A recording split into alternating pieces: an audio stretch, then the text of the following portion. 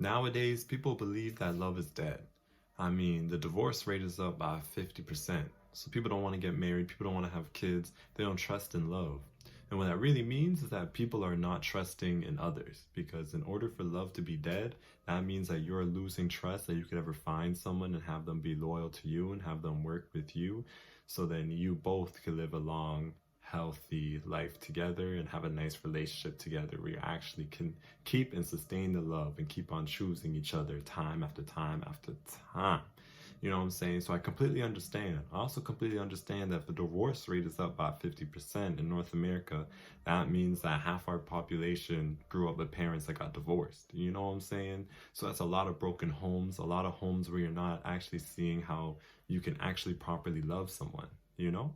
And we couldn't blame this because people were getting married at very young ages back in the day. Like, take in for all the 18-year-olds, 20-year-olds, like 18 to 22-year-olds. Imagine getting married around that time. Like, now I'm 23, and back when I was 18, fam, like, I was thinking completely different than how I think now.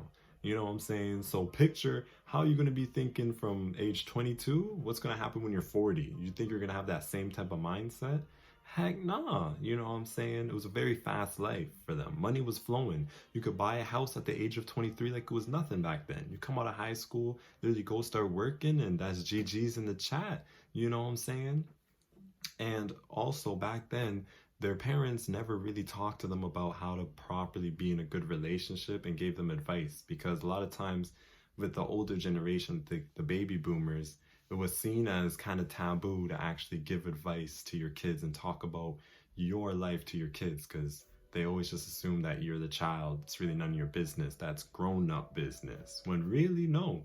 This is a learning opportunity where you could teach your child something and could ensure that they could have a happy life later on and not make the same mistakes that other people did or other people made. You know what I'm saying? So overall, what I'm trying to get at here is that love is not dead. However, we have lost our way into love. You know what I'm saying?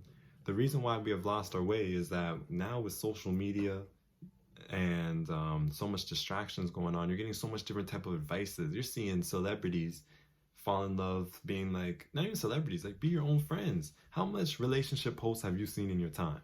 How much posts like, oh, National Boyfriend Day, National Girlfriend Day, you know what I'm saying? And then 2 months later they're broken up and you're like, dang, that's crazy. Like, I thought they're actually really good couples and now they broke up. Like, that was mom and dad right there. But at the end of the day, the reason why that they broke up is just because they didn't have proper communication. They were not thinking 5 years ahead. They were not making a plan. They were only thinking for the next day and the next day and the next day, instead of thinking, how are we going to sustain this relationship and be able to grow something together for the future? You know what I'm saying? If you don't have those type of things in order of knowing what are we going to do with our kids? Do you want them to be in private school, public school? Do you want them to follow my religion, your religion? If you're interracial couple, you know what I'm saying? Should I tell our kids about like black issues and our culture's issues, or is your issues going to be more dominant? There's a whole bunch of things, and especially money gets very involved in it too. You know what I'm saying? So overall, love is not dead. And this is how we're going to get back to love. So why I'm here. See all those things I just talked about? I have videos on all those things, and I'm going to make more videos on all of them to help break down how to actually have a sustainable relationship. All right?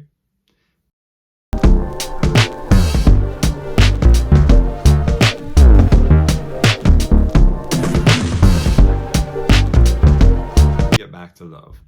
The way you get back to love and reviving love is that you have to be able to love yourself. And I know this is not, they don't put this in a lot of movies, Disney movies, a lot of TV shows. They just act like you meet someone and yeah, GG's, everything will work out. But that's not the case. If you are not okay with yourself and okay with loving your own self, you know what I mean? Like your POV of the world. If you're not okay with that, how are you supposed to then try to love someone else and try to bring them up and help them reach their full potential if you can't even do it for yourself? You know what I'm saying? So basically, you need to know, all right, what type of life do I want to have? What type of goals do I want to reach? You know what I'm saying? That's why I say you got to write out that 5-year plan of where you're just trying to go in 5 years. Even if you don't think it's possible, just still write it down, because at the end of the day, it gives yourself a mission and a type of deadline to go accomplish that mission, or at least get close to your goals. You know what I'm saying? So you want to put down like where you want to be financially, physically, where do you want to be mentally, what past triggers do you want to kind of get over? You know what I'm saying? How are you going to be your best you? And once you put yourself on that path, that is when you could actually find real love. You want to know why that's when you could find real love? Is because once you're on that path, you're going to meet someone on the side. Let's say you're walking on a sidewalk. You're going to meet someone on the side of the sidewalk. They'll be like, hey, yo, you walking this path too? Do you mind if I walk with you?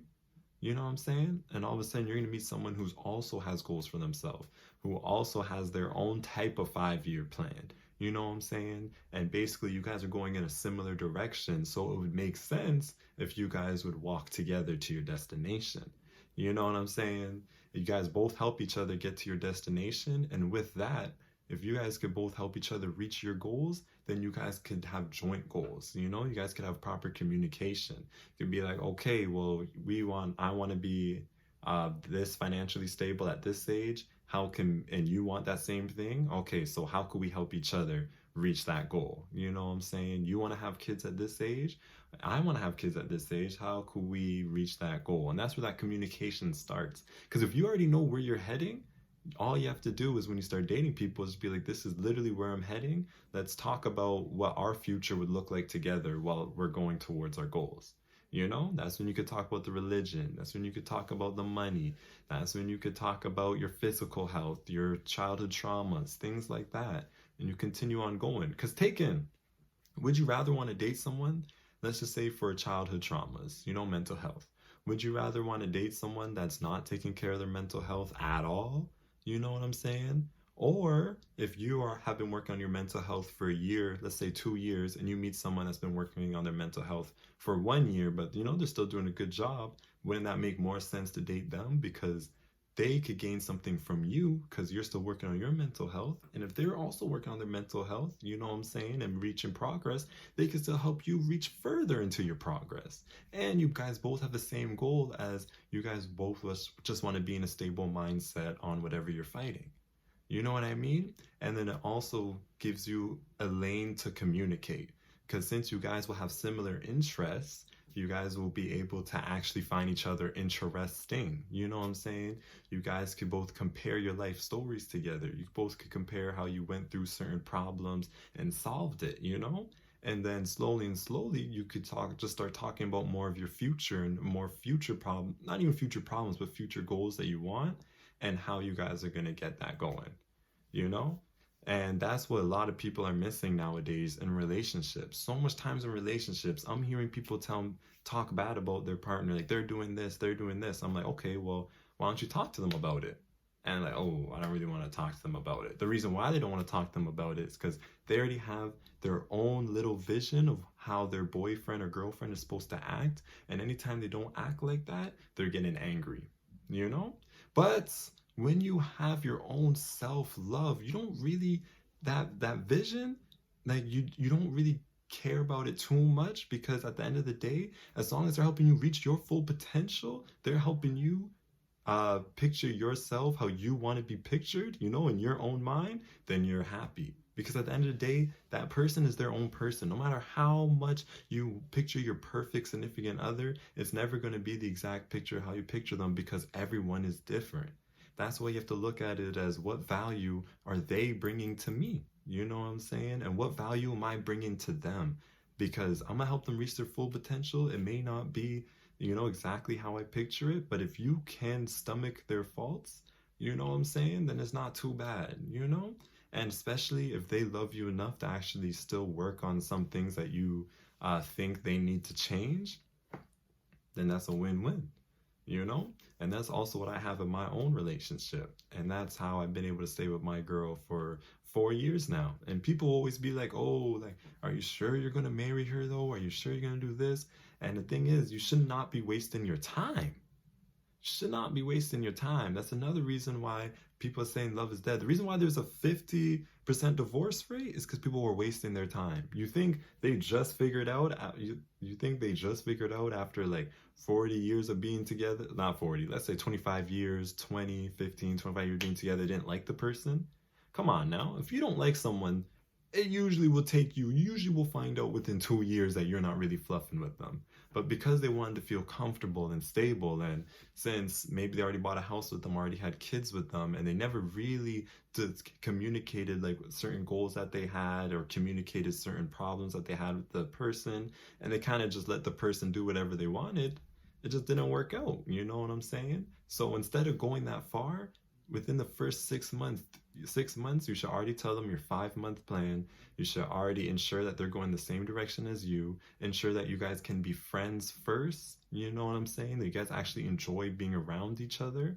And every single day, just keep on working on your relationship. You know what I'm saying? The times that you start to lay idle and not work on your relationship anymore is when you start faulting. However, if you're not working on your relationship, that also means you're not really working on yourself, you know? Because if you look at even some of the richest people, some of them are loads of money, but they're getting divorces. And you're like, dang, well, how are they getting divorces if they're making so much money? And it's because they're working on their business, yes, but they're not working on themselves. For instance, Tom Brady right now, he's going through a divorce. He was going through almost a 10-year relationship with this girl, has kids with him, and everything looks fine and dandy. However, he broke a boundary of not retiring at a certain age, which is, he's 45 now. He's supposed to retire in 2016, but she decided, okay, I'm gonna still let you go play football, have your fun. But the reason why, he still cares about the business, but he's forgetting about his health. Football is a very dangerous sport, and what wife wants to sit there and watch her husband get destroyed every single day? You know what I'm saying? Get hit every single day, come home with concussions, broken bones. By the time you're 50 years old, are you gonna be able to play with your kids? You know? You know what I'm saying? So he's not working on himself. Actually, what he's doing is deteriorating his own health. And since she cares so much about him, saying, I don't want to see you deter your own health, he's not listening. So she's like, I'm not going to sit here and watch it. And that's why they had a divorce. So that's why you have to keep on loving yourself. You always have to be able to have time to think back on everything that you're doing and be like, what's the pros and cons and how is it benefiting myself?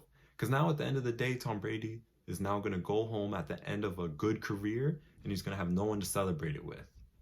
His kids ain't going to be there. His wife ain't going to be there. And we already know what would that spiral into? A depression. That's sad. You know what I'm saying? That's he's not thinking 5 years ahead. He's not thinking the future plans for his future self, and he's gonna regret it. So at the end of the day, I feel like that was a perfect example. I should have started out with that. All right. So at the end of the day, love is not dead. You know what I'm saying? But you have to love yourself in order to actually find true love, because that's how you're gonna attract your perfect person for you. You know what I'm saying? So follow my channel and I'm gonna prove to you every video that love isn't dead. I'm gonna show you, give you steps on how to actually have a sustainable relationship. See my reels, you can see my TikToks. It's Get Back to Love. I'll put down the comments. So please like and subscribe, and please let's try to get back to love, man.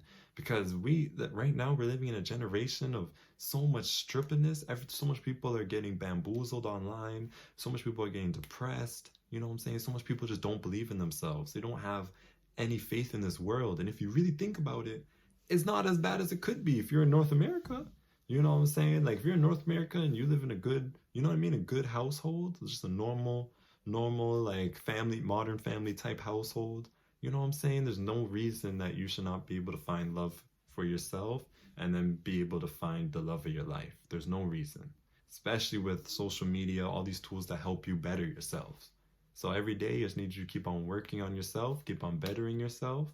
And I also want you to leave in the comments, why do you think love is dead? Or do you think that it's still alive and well? And if you do think it's dead, give me a reason why, and I would love to do a video on that. You know what I'm saying? I love hearing other people's opinions because I'm just still one man, you know? So it's good to hear other people's opinions on the topic, on the matter, and maybe it'll give me a new idea and let me see love in different angles that maybe I have not seen it yet. All right?